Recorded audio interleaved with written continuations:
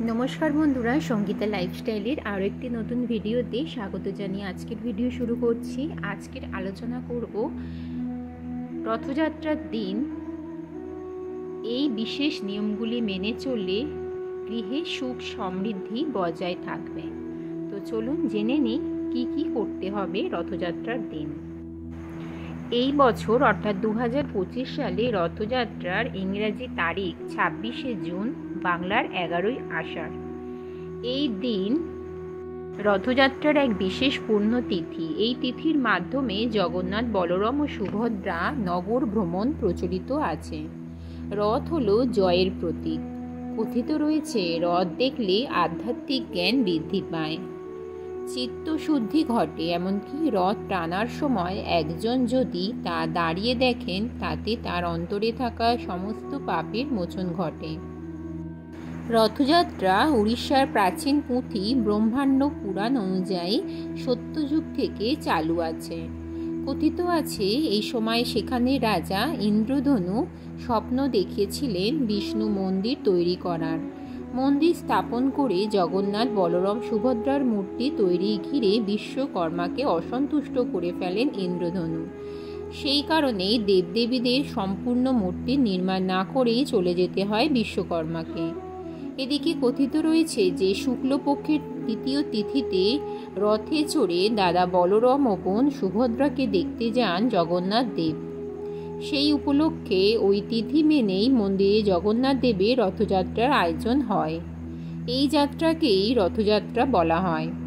এরপর 7 দিন পর মন্দির থেকে দেবতার ফেরার যাত্রাকে উল্টো রথ যাত্রা বলা হয়।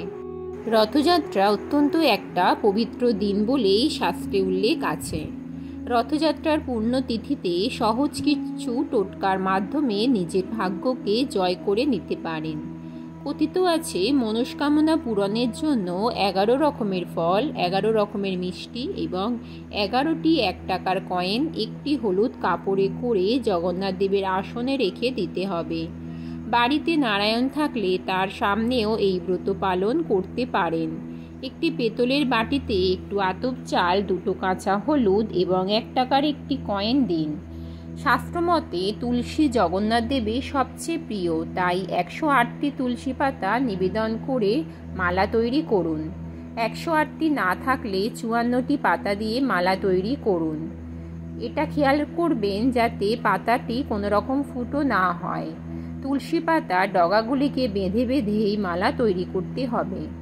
কথিত আছে রথযাত্রার দিন মনস্কামনা পূরণের জন্য 11 রকমের ফল, 11 রকমের মিষ্টি এবং 11টি টাকার কয়েন একটি হলুদ কাপড়ে জগন্নাথ দেবের আসনে রেখে দিতে হয়।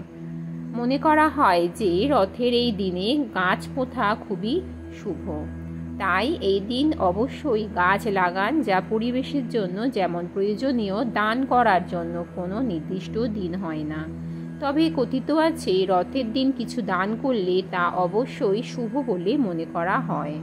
শাস্ত্রমতে রথযাত্রা উৎসবের শুরু থেকে শেষ পর্যন্ত কেউ অংশ নিলে পুণ্যার্জন হয়, সারা জীবন জগন্নাথের আশীর্বাদ মেলে।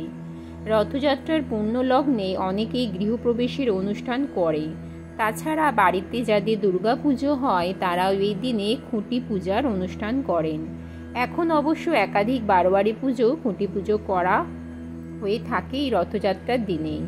যে কোনো পুণ্যতিথিতেই গঙ্গা স্নান করে থাকেন অনেকে। শাস্ত্রমতে রথযাত্রার পুণ্যতিথিতে গঙ্গা স্নান করাকে শুভ বলে মনে করা হয়। বন্ধুরা, এই ছিল আজকের আলোচনা। আজকের ভিডিওর দ্বারা যদি তোমরা কোনো উপকৃত হয়ে থেকো, প্লিজ আমার এই ছোট্ট চ্যানেলটিকে সাবস্ক্রাইব করে পাশে থেকো। আর ভিডিওটি ভালো লাগলে একটা কমেন্ট করো।